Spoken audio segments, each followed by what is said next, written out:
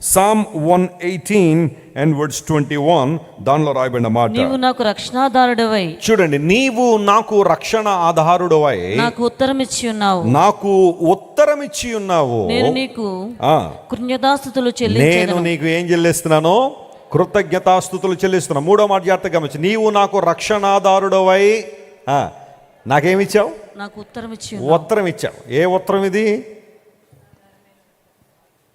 ఇప్పుడు ఉత్తరాలు ఏమైనా ఉన్నాయండి? ఉత్తరాలు రాసే అలవాటు ఎవరికైనా ఉందా? పిల్లలకి కథలుగా చెప్పాల్సి వస్తుంది. పూర్వదినాల్లో మేము ఉత్తరాలు రాసేవని. ఇప్పుడు అంతా వాళ్ళు ఏంటి చెప్పండి, ఇన్స్టంట్ మెసెంజర్స్ వచ్చేసినాయి, టెక్స్ట్లు. మా చిన్న కూతురు నేను ఎక్కడికైనా బయటికి వెళ్ళానంటే టెక్స్ట్లు పెడుతుంది, చాలా విచిత్రంగా పెడుతుంది నాకు. ఫోన్ కాల్స్లో ఆమె ఫోన్ దొరికిందంటే చాలు రకరకాల ఎక్స్ప్రెషన్లతో వీడియోలు, మెసేజ్లు, నన్ను నవ్వించాలనుకుంటుందో ఏంటో రకరకాలైన మాటలు ఇవన్నీ చెప్పి ఎంత ఆనందపడిపోతుందో తెలియదు. నా ఫోన్ నిండా ఆమె ఫోటోలు ఎక్కువ ఉంటాయి, పంపిస్తూ ఉంటుంది. డాడీ ఎక్కడున్నావు? అమ్మ ఇక్కడ ఉన్నానమ్మ, ఫ్రాన్స్లో ఉన్నాను, లేకపోతే లండన్లో ఉన్నాను, లేదంటే అమెరికాలో ఉన్నానంటే ఇదిగో డాడీ నా ఫోటోలు చూడు డాడీ అని చెప్పి అన్నీ పంపిస్తూ ఉంటుంది. ఇన్స్టంట్ మెసెంజర్స్ వచ్చేసినాయి. కానీ ఇదివరకు ఉత్తరం రాయాలంటే, ఎవరైనా అలాంటి దేశాల్లో ఉన్న ఉత్తరం రాయాలంటే ఇలా వేసామంటే 4 రోజులు, అలా వచ్చేది 4 రోజులు. అంటే వాళ్ళ గురించి ఏదైనా వార్త తెలియాలంటే ఎన్ని నెలలు వెయిట్ చేయాలి? మనం 2 నెలలు వెయిట్ చేయాలి. మా నాన్నగారు ఆ సందర్భాల్లో ఉత్తరాలు రాసేవారు. మా నాన్నగారు సువార్త కోసం వెళ్ళినప్పుడు, ఈరోజు నేను కారులుండి విమానాల్లో ఎంత విరివిగా తిరుగుతున్నానో ఇవన్నీ లేకుండా మా నాన్నగారు తిరిగారు దేవుని సేవ కోసం. I have a huge respect on him. ఎందుకోసం తెలుసా? ఏ విధమైన సౌకర్యవంతమైన పరిస్థితులు లేనప్పుడు మా తండ్రి గారు అనేక ప్రాంతాలు సంచరించారు. ఎర్ర బస్సుల్లో, కాలినడకన, రిక్షాల్లో తిరిగి, ప్యాసింజర్ ట్రైన్లో, ఎక్స్ప్రెస్లలో, స్లీపర్ క్లాసుల్లో ఎక్కితే డబ్బులు ఎక్కువ కట్టాల్సి వస్తుందని ప్యాసింజర్ ట్రైన్లో ప్రయాణం చేసేవారు మా నాన్నగారు. రిక్షాల్లో ప్రయాణం చేసేవారు. అలా ప్రయాణం చేస్తూ వాళ్ళకి సువార్త చెప్తుండేవారు. మా తండ్రి గారు అంటే నాకు చాలా గౌరవం. కారణం ఏంటో తెలుసా? సువార్త కొరకు ఆయన పడిన ప్రయాస కుమారుడిగా నాకు తెలుసు. అనేక ప్రాంతాలు వెళ్ళి మా అమ్మగారికి ఉత్తరం రాసేవారు. మా అమ్మగారు రక్షణ పొందక మునుపు మా అమ్మగారి పేరు ఛాయమ్మ, ఛాయాదేవి అంటారు కదా, ఛాయమ్మ మా అమ్మగారి పేరు. ప్రభువుని అంగీకరించిన తర్వాత సత్య. మా నాన్నగారు రాసేవారు ఉత్తరం, ప్రియమైన సత్య అని రాసి, పిల్లలు ఎలా ఉన్నారు, బాగున్నారా, నేను ఈ ప్రాంతంలో ఉన్నాను, వచ్చేస్తాను అని చెప్పి ఉత్తరం రాసి అక్కడెక్కడో పోస్ట్ డబ్బా ఎక్కడో ఉంటుంది అందులో వేసేవారు. రైల్వే స్టేషన్లో పోస్ట్ డబ్బాలు ఉండేవి ఇదివరకు. మా నాన్నగారి కార్డులు, ఇన్లైన్ లెటర్లు ఆయన బ్యాగ్లో ఉండేవి. ఎప్పుడు కూడా రాసేయడం, ఎక్కడైనా పోస్ట్ డబ్బా కనబడితే ఒకటి వేసేయడం. విచిత్రం ఏంటంటే మా నాన్నగారు వచ్చేసిన 2 రోజులకు ఉత్తరం వచ్చేది. అది మా నాన్నగారు రిసీవ్ చేసుకునేవారు. నేను రాసిన ఉత్తరం వచ్చినది, చదువుకో అని చెప్పేవారు. ఇంకెందుకంటే ఆ ఉత్తరం మీరు వచ్చారు కదండి. అలా ఉండే పూర్వదినాల్లో ఉత్తరాలు ఇవన్నీ కూడా. But what kind of the things that the psalmist is talking about. ఇక్కడ రాయబడిన మాట ఏంటి? ప్రభువా నీవు మాకు ఉత్తరం ఇచ్చావు అంటే, నీవు నాకు రక్షణాధారుడువై నాకు ఉత్తరం ఇచ్చావు. నేను ప్రార్థన చేసినప్పుడు, నీ సన్నిధికి వచ్చి నా హృదయాన్ని ఒలికించినప్పుడు, నా సంగతి నీతో చెప్పుకున్నప్పుడు, నా స్థితిగతులకు వివరించినప్పుడు నువ్వు కేవలం విని ఊరుకోలేదో, నువ్వు నాకేమిచ్చావు? ఉత్తరం ఇచ్చావు, రిప్లై ఇచ్చావు, ప్రార్థనకు జవాబు ఇచ్చావు. కనుక నీకు కృతజ్ఞతాస్తుతులు చెల్లిస్తున్నాను. మీ జీవితాల్లో గుర్తున్నాయా దేవుడు మీకు జవాబు ఇచ్చిన అంశాలు ఏమన్నా?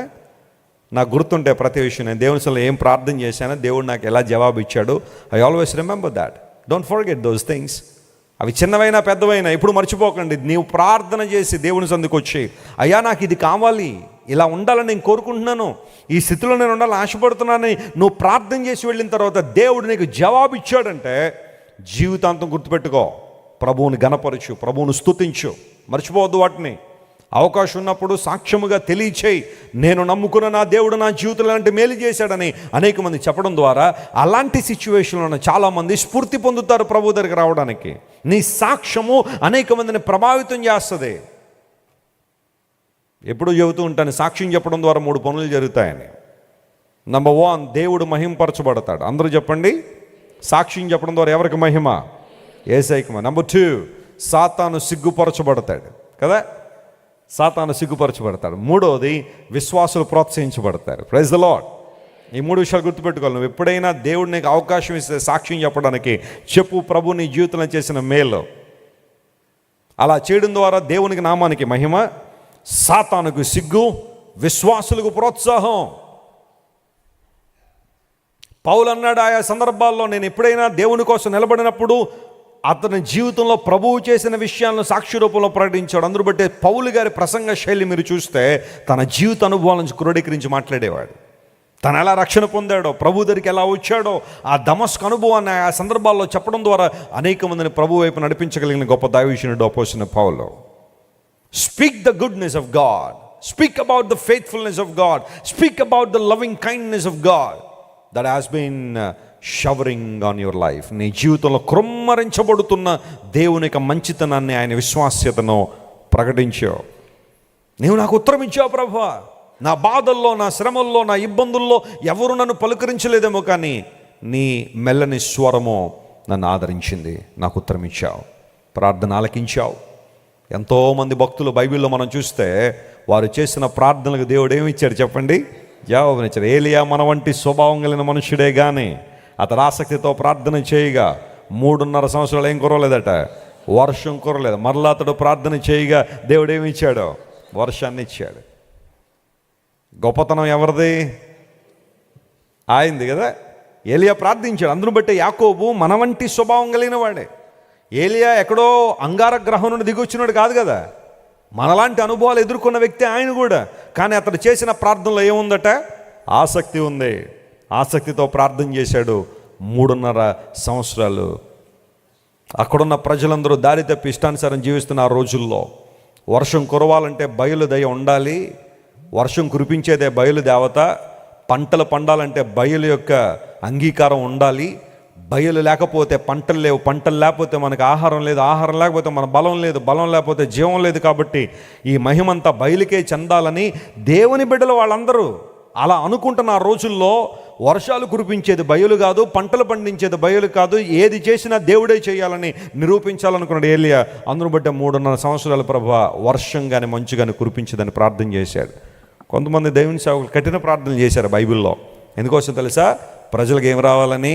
బుద్ధి రావాలని, సత్యం తెలుసుకోవాలని, వాస్తవాన్ని అర్థం చేసుకోవాలి. నీకు వర్షం కురిపిస్తుంది బయల, పంటలు పండిస్తుంది బయలుదేవత కాదు కదా. వర్షమును ఆవిరిని దయచేయవాడు దేవుడని దేవుని వాక్యంలో రాయబడింది. తమ తమ కాలముల్లో, ఋతువుల్లో దేవుడు సమస్తాన్ని అద్భుతంగా జరిగిస్తున్నాడు. కాబట్టి సృష్టి అంతా చక్కగా నిర్వహించబడుతుందని లేఖనాలు సెలవిస్తూ ఉంటే వర్షం కురిపించేది బయలని ఆనాటి దేవుని ప్రజలే బయలు వెంబడి వెళ్తూ ఉంటే, ప్రభువా నీ గొప్పతనం రుజువుపరచబడాలంటే ఆకాశాన్ని మూసేనైనా 3.5 సంవత్సరాలు.